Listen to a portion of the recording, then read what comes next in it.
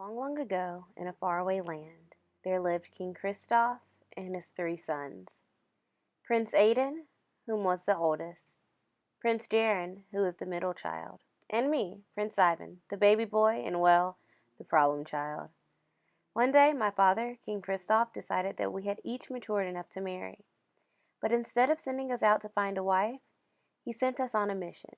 Not just any old mission either. We had to make bows and randomly shoot arrows into the sky. The maidens to return our arrows would become our wives. That's marvelous, right? Well, we shot our arrows and patiently waited for them to be returned. Well, my brothers patiently waited. I was shaking in my boots, for I had no idea what to expect. First, Aiden's arrow was brought back by a lovely princess from the kingdom of Biscoff. Then, Jaren's arrow was returned by the daughter of the legendary General Baron.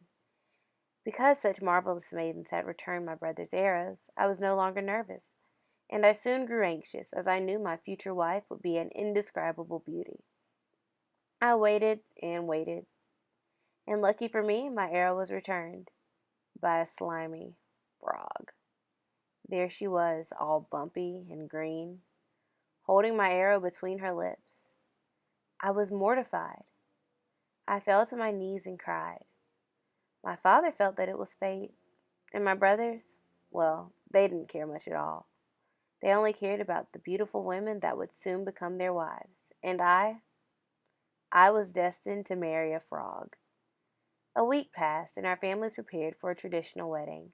Each of my brothers, our fiancés, and I were to be wed together. My brothers in traditional wedding attire, their brides in beautiful gowns, and my bride, a green blob on a platter. After the wedding, my father decided he wanted to see whose wife was the best needlewoman, and he ordered all of our wives to make him a shirt, another mission that I cannot complete. How can a frog sew? Again, I'll be a laughing stock. That night, I cried myself to sleep, only to wake up to a finely embroidered shirt. It looked as if it had been sewn by the most magnificent needlewoman in all the land. I quickly took the shirt to my father. He then deemed the shirt made by my wife as the best of the three, considering the shirts made by my brothers' wives unacceptable. My father then gave them one last challenge. He had them to bake bread. My brothers' wives were clueless, but my wife knew exactly what to do. This became another task that my wife was capable of and my brothers' wives weren't. A week later, my father decided to host a ball. Once again, I grew saddened and ashamed as I could not dance with a frog at the ball. My wife urged me not to worry. She told me to go without her and she would meet me there. I arrived at the ball approximately 40 minutes past 8. I stood alone and listened to the orchestra for a while as I waited, and a beautiful maiden approached me. I was prepared to turn her away until she said, "Ivan, it is me, Angelina." I was in complete shock. Angelina? How? We danced the night away. As we danced, she told me that she shed her frog skin and left it at the castle. Then I got a wonderful idea. 20 minutes before the ball ended, I told Angelina that I would meet her home, as I had a very important matter to tend to. I quickly rushed home and burned the frog skin, as I loved Angelina in her human form. When she returned, she looked for her skin, and I told her, "Darling, oh sweet darling, you will never have to be in that skin again."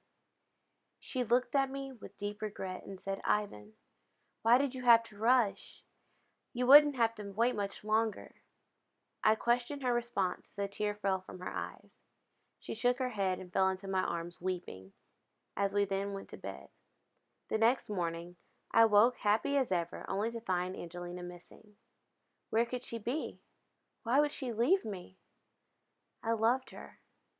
I searched for her for over a year, when I finally heard news of a frog living within the forest with an old medicine woman. With Father's blessing, I traveled to the forest and found Angelina. There inside the medicine woman's hut was Angelina in her frog form. Her face lit with joy as she exclaimed, "Ivan, you found me! You are just in time. Oh, how I love you so dearly. You really found me. I then scooped my bride up and pulled her in close and kissed her. Angelina then evaporated and transformed into human form again.